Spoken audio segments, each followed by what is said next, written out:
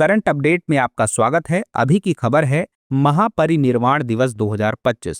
महापरिनिर्वाण दिवस हर वर्ष 6 दिसंबर को मनाया जाता है। यह दिवस भारत रत्न डॉक्टर भीमराव अंबेडकर की पुण्यतिथि के अवसर पर मनाया जाता है। डॉक्टर भीमराव अंबेडकर भारतीय संविधान के मुख्य निर्माता थे और इन्होंने अपने जीवन को समानता और जाति आधारित भेदभाव के उन्मूलन के लिए समर्पित किया था।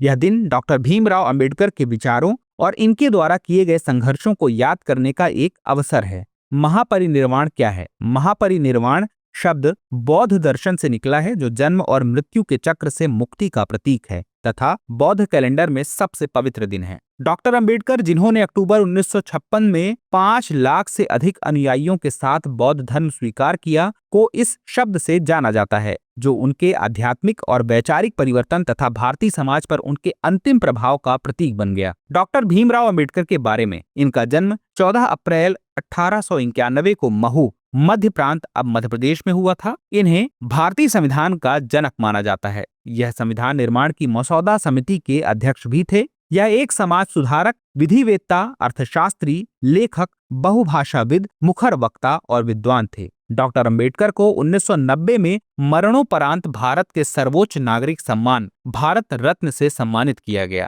भीम ऐप डिजिटल लेन देन को बढ़ावा देने के लिए उनके सम्मान में एक डिजिटल भुगतान ऐप लॉन्च किया गया, जो वित्तीय समावेशन और सशक्तिकरण का प्रतीक है। चलिए देखते हैं एक अभ्यास प्रश्न। महापरिनिर्वाण दिवस के संदर्भ में निम्नलिखित कथनों पर विचार कीजिए। पहला, यह दिवस हर वर्ष 6 दिसंबर को मनाया जाता है। दूसरा, यह दिवस भारत रत्न डॉक्टर भीमराव अंबेडकर की पुण्यतिथि के अवसर पर मनाया जाता है। उपर्युक्त में से कौन सा या से कथन सही है? यह है ए केवल 1, बी केवल 2, सी 1 और 2 दोनों, डी ना तो 1 और ना ही 2।